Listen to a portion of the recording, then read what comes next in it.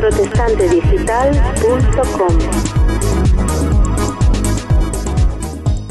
La que ha sido una de las grandes candidatas de los Oscars de este año ha sido sin lugar a dudas Valor de Ley, de los hermanos Coen. Toda su obra es un homenaje al séptimo arte. Desde sus inicios en el cine negro han recorrido diversos géneros, pero nunca se habían enfrentado al más específicamente cinematográfico. Estamos para hablar de esta película, para hablar de cine, con José de Segovia. Hola José y bienvenido. Encantado una vez más. José, ¿cómo lo abordan en esta película, este género específicamente cinematográfico? Realmente es el universo del western en su más pura esencia, ¿no? En cierto sentido es el género por antonomasia del cine, y lo sorprendente es que lo hacen con un tratamiento clásico realmente insólito en la carrera de los Coen, porque aunque nadie duda de su gran amor por el séptimo arte, el tono muchas veces siempre de sus películas abunda en lo irónico, un recurso bastante frecuente al pastiche, ¿no? Un poco al estilo Tarantino. Entonces, el enfoque realmente clásico, ¿no?, con el que se enfrentan a esta historia y nada paródico, ¿no?, realmente sorprende, ¿no? Está perfectamente en la línea de lo que fueron los grandes westerns de los años 60 y 70, ¿no?, lo que se ha llamado la época crepuscular, ¿no?, finalmente de un género que está casi desaparecido, ¿no? Su visión concuerda con este oeste sombrío, ¿no?, bastante espectral, ¿no?, que aparece en aquellas películas, ¿no?, y que es comunicada aquí con una extraordinaria fuerza, ¿no? Es realmente una película deslumbrante. Llama la atención, o cuando menos es curioso, José, que esta película comience nada menos que con una cita de Proverbios. ¿Qué simbolismo tiene esto?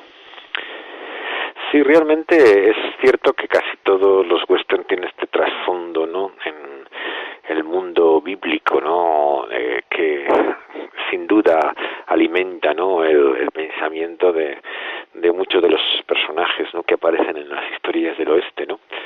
Pero particularmente hay que darse cuenta que este no es simplemente un remake, ¿no?, de la película que se hizo a finales de los años 60 con John Wayne, ¿no?, sino que vuelve directamente a la novela original. La novela original, que es de un año anterior, del 68, es una historia muy marcada por la fe. O sea, el personaje de esta chica, que lo evoca ya en una edad adulta, el personaje de esta mujer es evidentemente creyente, ¿no? Está continuamente haciendo referencia a su fe, ¿no?, en la forma en la que ella habla y recuerda el pasado, y ella interpreta su propia experiencia y lo que fue sobre todo este viaje de iniciación de la infancia a la madurez como una experiencia de gracia. Entonces, realmente entra en contacto con el mal. Y aquí la sabiduría bíblica que muestra este proverbio, ¿no?, es la más clara ilustración, y que los Coen no han dudado en ponerla como inicio de su película, ¿no? Entonces, claro, la gran sorpresa que uno tiene es ver una película hoy, ¿no?, que comienza con la cita de Proverbios: huye el impío sin que nadie le persiga, además con una traducción absolutamente tradicional de la Biblia, ¿no?, que realmente es una frase tremendamente sugerente de Proverbios capítulo 28, ¿no? La idea de lo que significa todo el problema del mal, ¿no?, en el hombre, ¿no?, y la sensación de tener que huir, ¿no?, constantemente, ¿no?, pero la imposibilidad de hacerlo de uno mismo, ¿no? El malvado no puede huir de sí mismo, ¿no? Su mal le acompaña allá donde va, ¿no? Y no tiene paz, ¿no?, ni en su conciencia, ¿no?, ni en su vida, ¿no?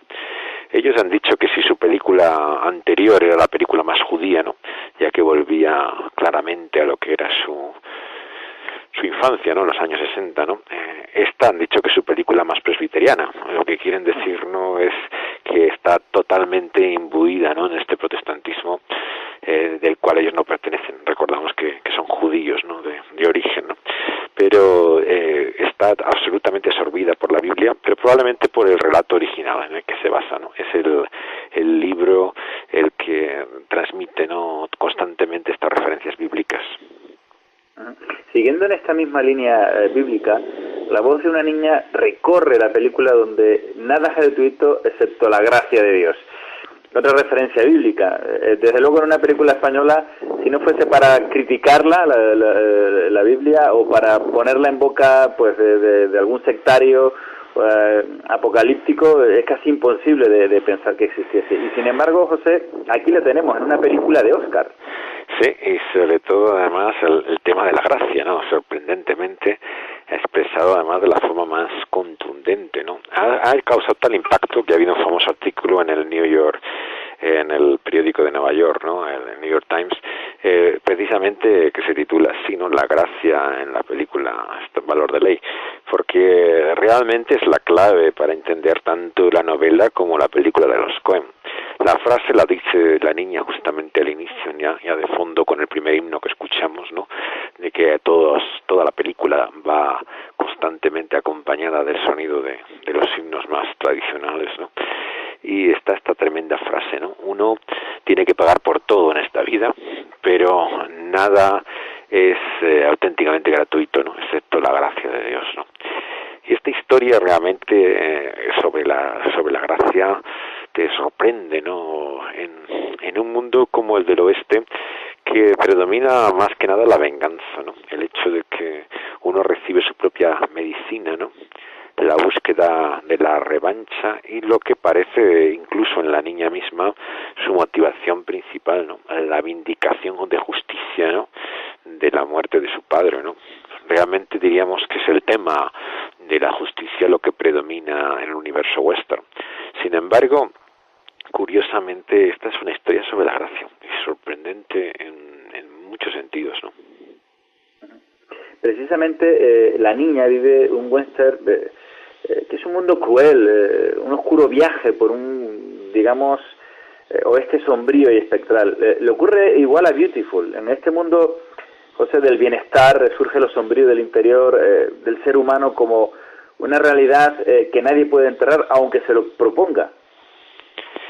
Sí, verdaderamente hemos visto como este año ha predominado en los Oscars un tono oscuro, ¿no?, en estas dos películas, no tanto en Beautiful como Valor de Ley, pero también en la película, ¿no?, que tiene como eje, ¿no?, el tema del ballet, ¿no?, de Cisne y Negro, que es realmente una película sobre el tema del doble, ¿no?, o sea, el lado oscuro del personaje que representa Natalie Portman, ¿no?, y que tiene como trasfondo el lago de los cisnes, ¿no?, la famosa obra clásica del ballet, ¿no? Y es un tema recurrente también en algunas de las otras grandes candidatas de los Oscars de este año, ¿no?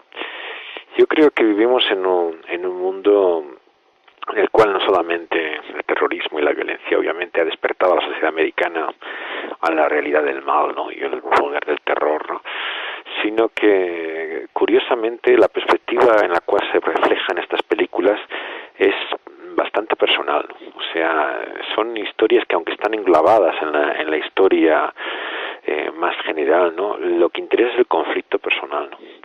Y en este conflicto personal te sorprende, ¿no?, cómo se trata de una lucha con el propio mal interior, ¿no? Este es un viaje de descubrimiento, ¿no?, con las propias sombras, ¿no?, que moran en nuestro ser más profundo, ¿no?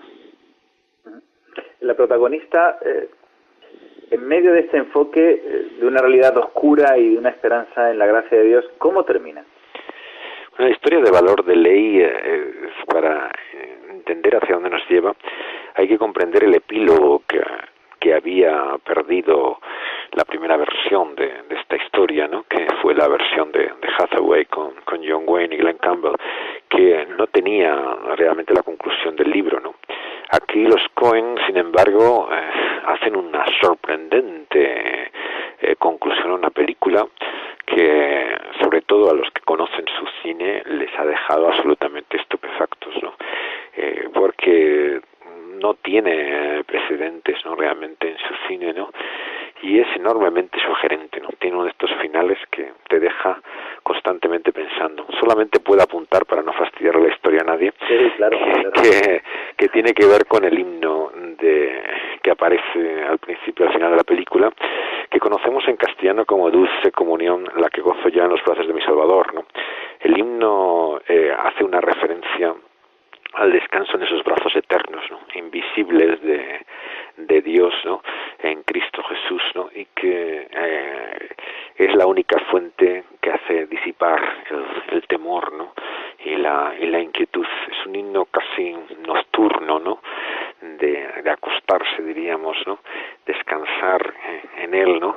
Tremendamente sugerente, ¿no? O sea, las palabras de este himno, que se interpretan además en una versión de una cantante bastante conocida, ¿no? Dentro del mundo del country, ¿no? Iris DeMont, llegan a una sugerencia tremenda y desde luego nos hacen evocar también uno de los grandes clásicos del cine, ¿no? La Noche del Cazador, que utiliza este mismo himno como motivo. En La Noche del Cazador, el predicador falso, que es Robert Mitchum, está persiguiendo a unos niños, ¿no? Y es también un viaje igual que este, ¿no? Nocturno, ¿no? Y utiliza este himno, por un lado, silbado y como tarareado por el personaje de Mitchum, ¿no? Pero luego la figura maternal, ¿no?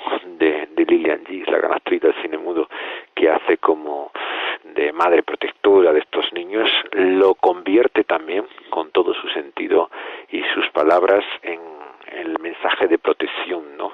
Y de confianza, ¿no? De descanso de estos niños, ¿no? Así que realmente estamos ante una historia de una tremenda fuerza, basada al fin y al cabo en un mensaje de fe, que es de lo que trata sin lugar a dudas estas palabras, ¿no? ¿Qué mensaje, José, tiene esta película? Porque toda buena película contiene siempre un mensaje, ¿verdad? Sí, probablemente no conscientemente, ¿no? Hay un famoso adagio dentro de Hollywood, ¿no? Que se le atribuye pues a uno de los grandes productores del Hollywood clásico, ¿no? Cuando le preguntaban sobre el mensaje de su película, ¿no? Dice, bueno, cuando yo quiero hacer un mensaje, envío un telegrama, ¿no? Decía el productor, ¿no? Y en un sentido tiene razón, claro, las películas no son propaganda, no tienen un mensaje, y sobre todo muchas veces se transmite inconscientemente. Obviamente que los Coen no son conocidos ni mucho menos por su fe ni por su trascendencia en la cual se plantean la vida, ¿no? Pero es la historia original, yo creo, de deportes que ellos transmiten, y quién sabe lo que habrá conectado esto en su interior, ¿no? Y con su propia vida, que es lo que les lleva realmente a haber reflejado en esta historia, ¿no? Es una historia sobre la gracia, ¿no? Yo diría, ¿no? Y ciertamente la idea de que en este mundo oscuro, ¿no? Terrible, ¿no? Espectral, ¿no? Finalmente haya unos brazos, ¿no? Eternos, invisibles, ¿no? Que te sostengan y que sean la única explicación de lo que hace que la vida merezca la pena. Visto desde la perspectiva de Hattie, ¿no? Ya en una edad madura, ¿no? El tiempo se escapa de las manos, ¿no? Como dice al final de la película, pero realmente queda esa experiencia, ¿no? De la gracia, como la que da verdaderamente sentido a la vida, ¿no? Es una luz, ¿no? En este mundo de oscuridad. Antes la hemos pasado un poco por encima, Beautiful. Si te parece, vamos a centrarnos ahora en esta película en la que participa el español Javier Bardem.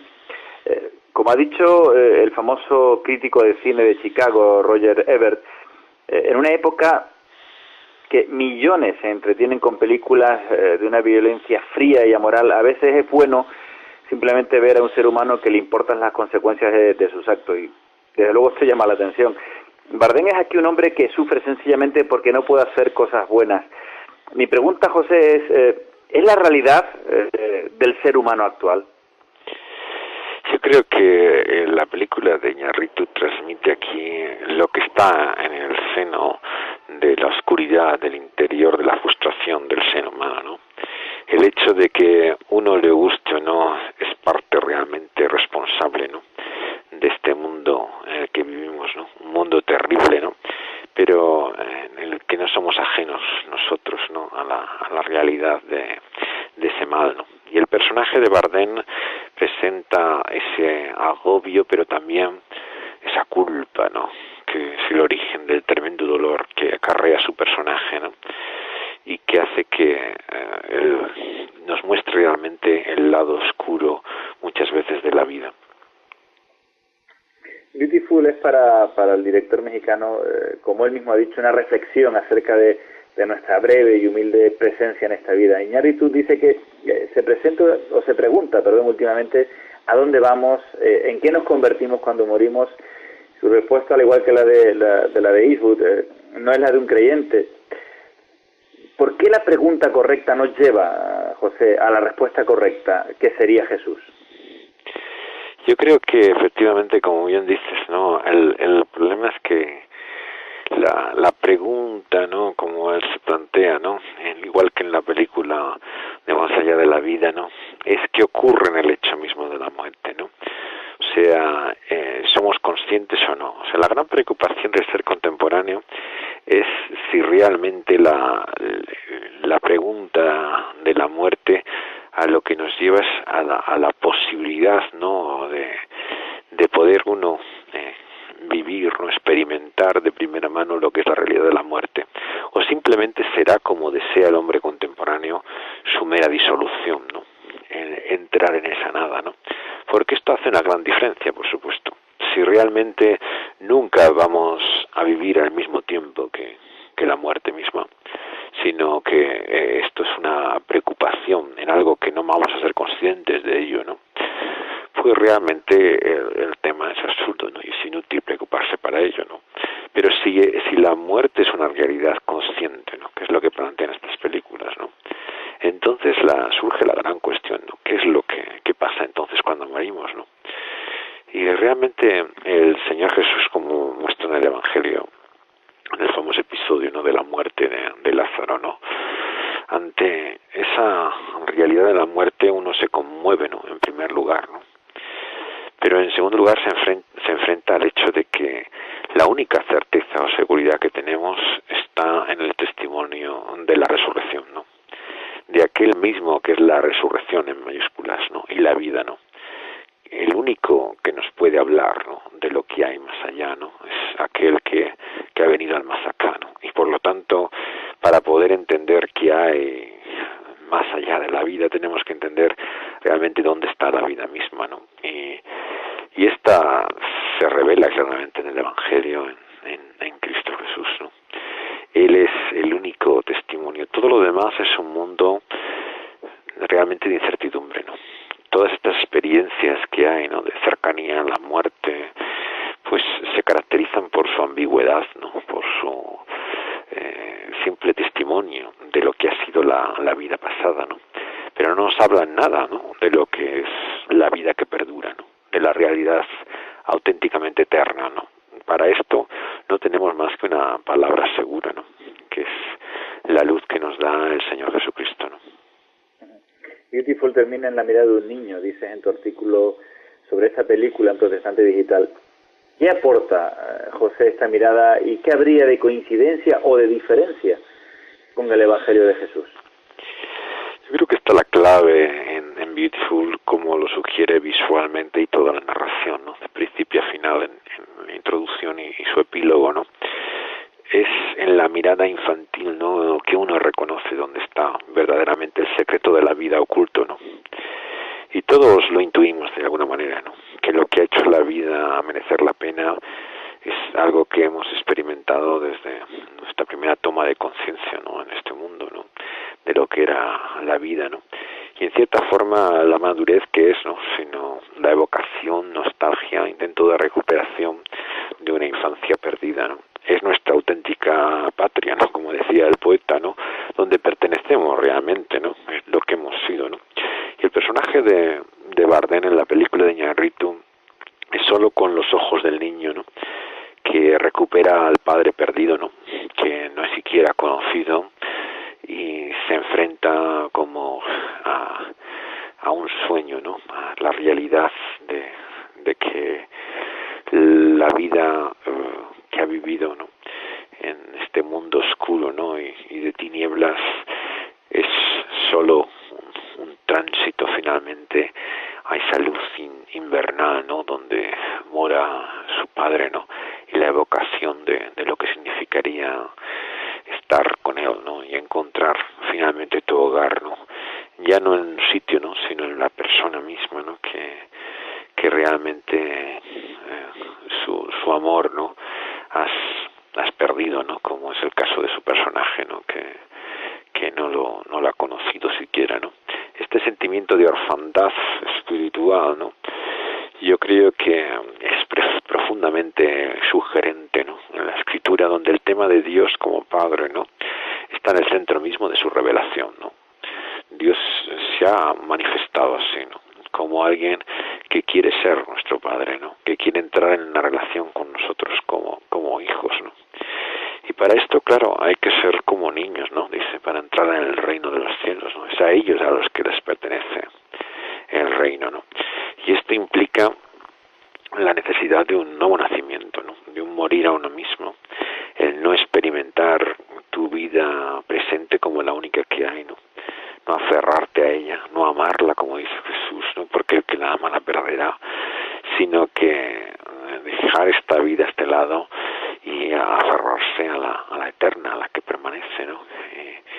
Y lo que vemos es que el mensaje del Evangelio nos invita una y otra vez a la humildad del niño, a la dependencia, a la absoluta necesidad, ¿no? que tiene el que no se puede mantener, ¿no? ni sostener ni vivir por sí mismo, ¿no? Porque es consciente de que es pequeño, ¿no? Pequeño ante alguien que realmente lo es todo, ¿no? Dios mismo. Así que el mensaje de la fe, que es sino la confianza en ese Dios que es todo para nosotros, ¿no? En Cristo Jesús, ¿no? Que ha hecho por él posible, ¿no? Lo que para nosotros era imposible, ¿no? Que nos lleva él mismo de la mano, ¿no? Por este valle de sombra de muerte, ¿no? Como un buen pastor, ¿no? Que da su vida para cargar sobre sí mismo, ¿no? Todo nuestro peso, toda nuestra carga, nuestra culpa y vergüenza, ¿no? La lleva él mismo y precisamente en sus brazos, ¿no? Nos hace recorrer lo más oscuro, ¿no? De esta noche para llevarnos finalmente a esa casa donde Él lo llena todo, ¿no?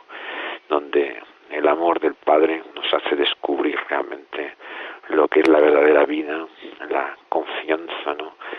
La seguridad, ¿no?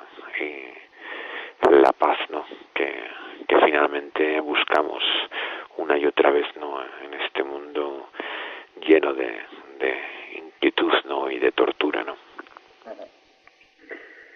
Desde luego te agradezco esta última reflexión tan seria, tan profunda. Pero, José, no me gustaría terminar sin darte la oportunidad de añadir o comentar cualquier otra cosa antes de terminar. Yo creo que cada vez que vemos películas como estas, ¿no? Entendemos realmente la necesidad que tenemos de encontrar descanso, ¿no?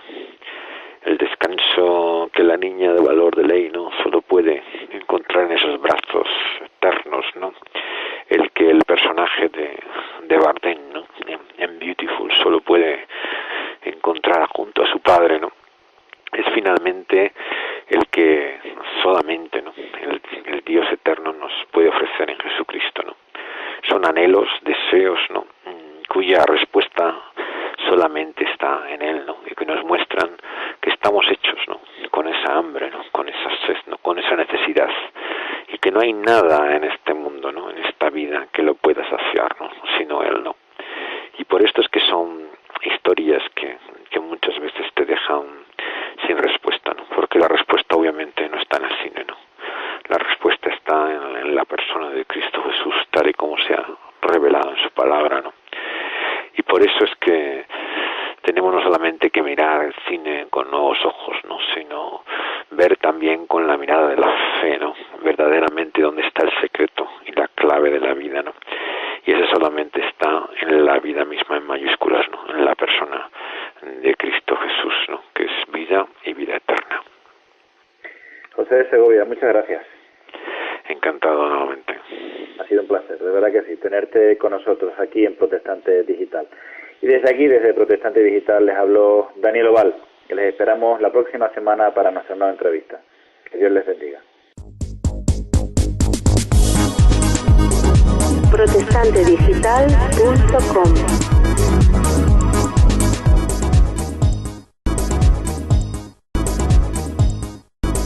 ¿no? Sino que vuelve directamente a la novela original. La novela original, que es de un año anterior, del 68, es una historia muy marcada por la fe.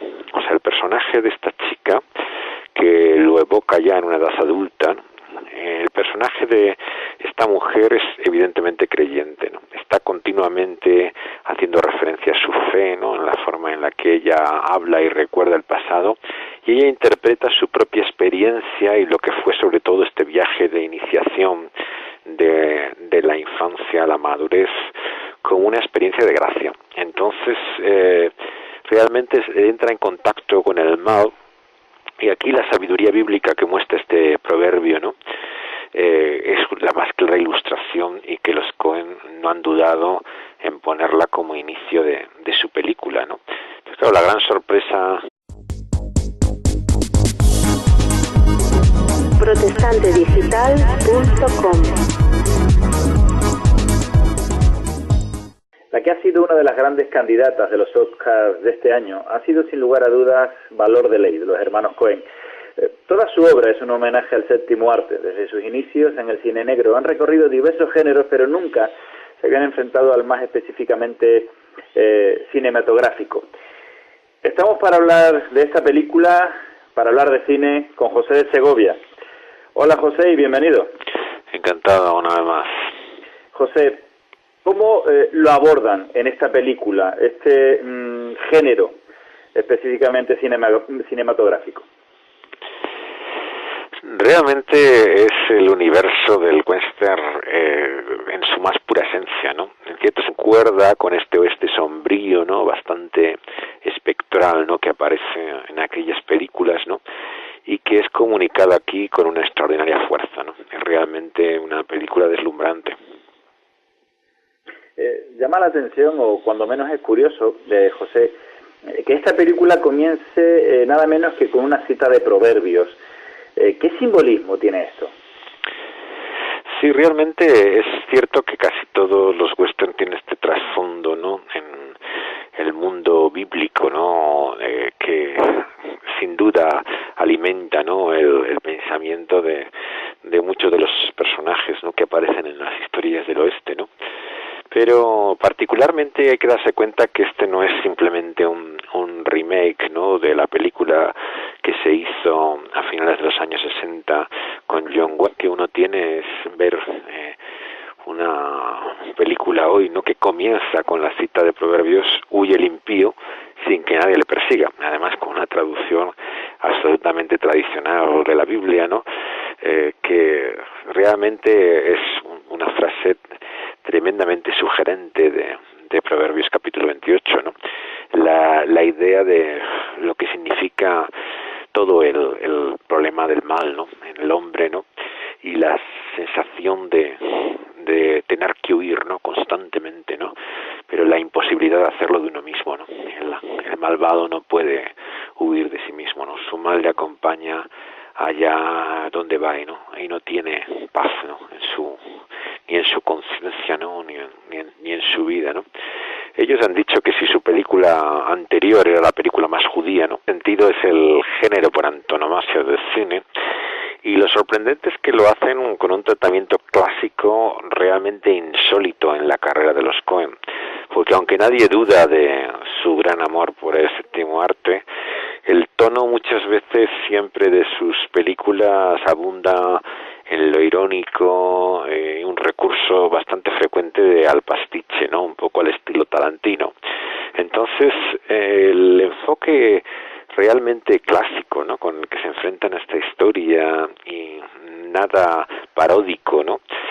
Realmente sorprende, ¿no? Está perfectamente en la línea de lo que fueron los grandes westerns de los años 60 y 70, ¿no? Lo que se ha llamado la época crepuscular, ¿no? Finalmente de un género que está está casi desaparecido, ¿no?